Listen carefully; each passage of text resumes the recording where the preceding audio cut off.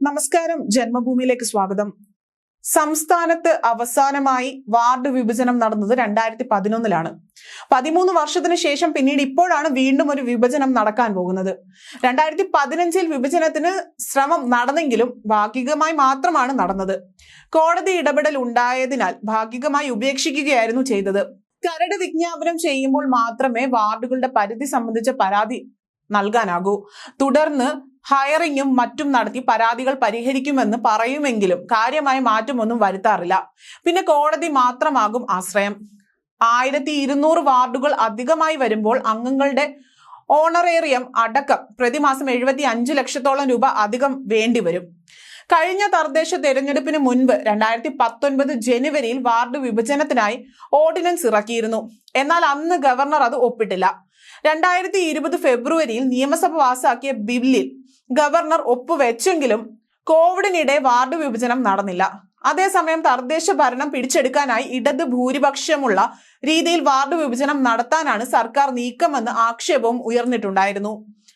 പഞ്ചായത്തുകൾ മുതൽ കോർപ്പറേഷൻ വരെ എല്ലാ തദ്ദേശ സ്ഥാപനങ്ങളിലും ഓരോ വാർഡ് വീതം കൂട്ടാനാണ് തീരുമാനിച്ചിരിക്കുന്നത്.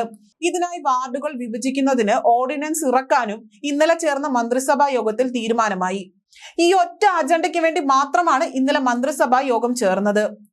വാർഡ് വിഭജനം നടപ്പാക്കുന്നതോടെ 1200 വാർഡുകൾ അധികമുണ്ടാകും. 2011-ലെ ലൈസൻസ് അനുസരിച്ചുള്ള വാർഡ് വിഭജനമാണ് നടക്കാൻ പോകുന്നത്. ഓർഡിനൻസ് പുറത്തിറക്കുന്നതോടെ വാർഡ് വിഭജനത്തിനായി ഡീലിമിറ്റേഷൻ കമ്മീഷൻ രൂപീകരിക്കും. സംസ്ഥാന തിരഞ്ഞെടുപ്പ് കമ്മീഷനായിരിക്കും അധ്യക്ഷൻ. സർക്കാരിന്റെ 4 പ്രതിനിധികളും അംഗമായിരിക്കും ഇതിൽ.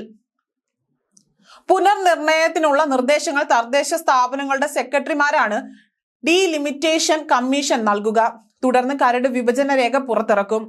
ജനസംഖ്യയ്ക്ക് ആനുപാതികമായി എല്ലാ തദ്ദേശ സ്ഥാപനങ്ങളിലും ഓരോ വാർഡ് കൂട്ടുന്ന തരത്തിൽ പഞ്ചായത്തി രാജ് മുനിസിപ്പാലിറ്റി നിയമങ്ങൾ ഭേദഗതി വരുത്തും. പഞ്ചായത്തുകളിൽ 1000 പേർക്ക് ഒരു വാർഡെന്നാണ് കണക്ക്. ചെറിയ പഞ്ചായത്തുകളിൽ 13ഉം വലുതിൽ 23 വാർഡാണ് നിലവിലുള്ളത്. ഭേദഗതിയോടെ പഞ്ചായത്തിലെ കുറഞ്ഞ വാർഡ് 14ഉം കൂടിയത് 24ഉം ആവും.